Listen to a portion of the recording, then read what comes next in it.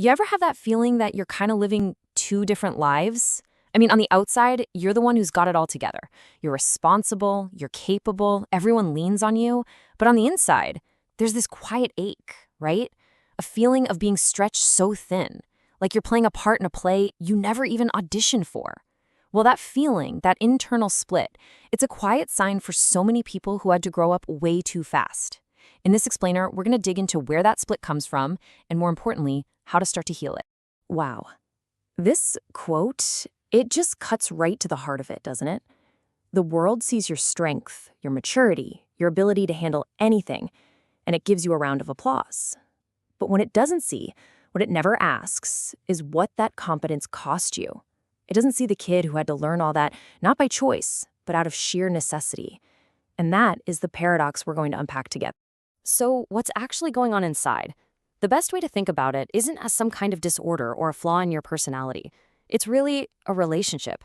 It's like this constant, quiet negotiation happening just under the surface between the super high-functioning adult you are today and the child you had to be, who had to put all their needs on a shelf just so you could get through it all.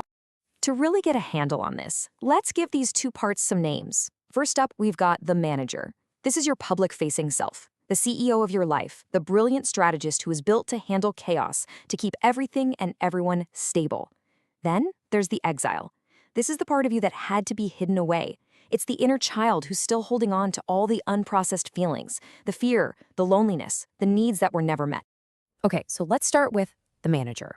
Now, this is absolutely crucial. The manager is not your true personality. Think of it more like a bodyguard you hired a long, long time ago. Every single one of its behaviors, even the ones that might be causing you problems today, was once a genius strategy for survival. Let's open up its playbook. So where does a manager like this even come from? Well, psychologically, a huge piece of the puzzle is something called parentification. And it's pretty much what it sounds like. It's when a child is forced to become the caregiver, the adult in the room, for their actual parents or family. And this isn't just about acting mature. It fundamentally rewires a developing brain. It teaches you to be constantly on alert, always scanning for trouble, and to believe that everyone else's needs are way more important than your own. And that rewiring shows up in some really common ways. You've got hyperindependence, that deep belief that relying on anyone is a bad idea, so you've got to do it all yourself. Then there's relentless productivity, this nagging feeling that your worth is tied directly to how much you get done. There's also emotional caretaking, the constant job of managing everyone else's feelings to keep things calm. And of course, good old people-pleasing, that terrified feeling that if you say no, you'll just be abandoned. And this quote, this gets to the operating system underneath it all. The manager learned a very hard lesson. Love, connection, safety, those things aren't free. They have to be earned. You keep the peace, you don't cause any trouble, you take care of business, and in exchange, you might get a little bit of safety. And that view of the world is just exhausting. And it's a program that keeps running long into your adult life. So let's just pause here for a second. Think about it for yourself. When does your manager show up? I mean, really take the wheel. Is it at work when things get tense? Is it in your relationships, maybe when you're around family? Just noticing the trigger, that's the first huge step to understanding what it's trying to do for you. But, the manager is only half the picture. Because that child it had to push aside, the exile, well, it doesn't just disappear. All that energy it takes to keep those needs and feelings buried, it has to go somewhere. And eventually, it starts to seep through the cracks in the manager's perfect walls. Now, here is the key thing to understand. The exile doesn't just pop up and say, hey, I'm feeling really lonely, or I'm scared. Its language is way more confusing than that. It speaks in symptoms. It speaks in these weird physical and emotional patterns that feel totally disconnected from what's happening in your life right now. And these symptoms, they're really just echoes from the past. That weird, free-floating anxiety that comes out of nowhere, that's the ghost of that kid's hypervigilance. That strange numbness, where you feel like you can't really feel much of anything, that's the result of years of shutting down your own feelings to manage everyone else's. Self-sabotage, that often comes from the exile's belief that it doesn't really deserve the good things the manager is creating. And that bone-deep chronic exhaustion that sleep never seems to fix, yeah, that's the bill coming due for the manager's endless work. And please, if you take one thing away from this whole explainer, let it be this. These things are not your personality. They are not proof that you're broken. They are simply coping skills that are past their expiration date. They were absolutely essential to get you through childhood, but now, in your adult life, they're getting in the way. And this simple idea shifts the whole question from, what is wrong with me, to a much, much kinder question. What happened to me? So just take another moment. Which of those whispers, which of those symptoms feels the most familiar to you? Is there one that really lands? And when do you tend to notice it? Because once you start seeing the pattern, you realize these aren't random. They're messages.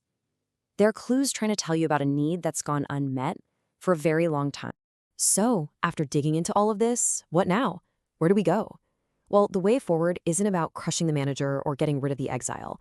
It's about reconciliation. It's about you, the adult in the room right now, realizing you have everything you need to become the safe, compassionate healer that your inner child never had. Before you try to change a single thing, the first job is just to see, to witness. And that just means being willing to look back at that child's experience without judgment and say, yeah, that was real. That was really hard. It means dropping the old stories like, it wasn't that bad, or other people had it worse, and just acknowledging what happened and how it really felt. So how does this actually start? It starts with a new kind of conversation inside yourself. Step one is just to acknowledge both parts. You turn to the manager and you say, thank you for working so hard to protect me. And you turn to the exile and you say, I see you. I see your pain. Step two is to just listen. You get quiet and you ask that younger part of you, what did you need back then that you never, ever got? And then you just listen for the answer. And finally, step three is to offer reassurance. You get to be the one to provide the safety, to say the words they always needed to hear. It wasn't your fault. You're safe now. It's okay to rest. And in the end, this whole journey isn't really about self-improvement. It's not about building a better you. It's really about self-reclamation. It's about gently, carefully peeling back all those layers of survival strategies to remember the curious, authentic, maybe even playful person you were before the world started telling you who you had to be. And this is the most powerful truth in all of this. As a child, you were powerless. You had to adapt. You didn't have a choice. But you're not that child anymore. You're an adult now, and you have choices. The power is finally in your hands. You can actively choose to bring some softness into a life that demanded you be hard. You can finally give yourself permission to rest. So we'll leave you with one final question to think about. If you could go back just for a moment and meet that younger version of yourself today, what is the one thing you would say to them? We'd genuinely be honored to read your thoughts in the comments below. And if this exploration resonated with you and maybe brought a little bit of clarity, we'd love it if you'd subscribe and stick around for more. Thank you so much for joining us.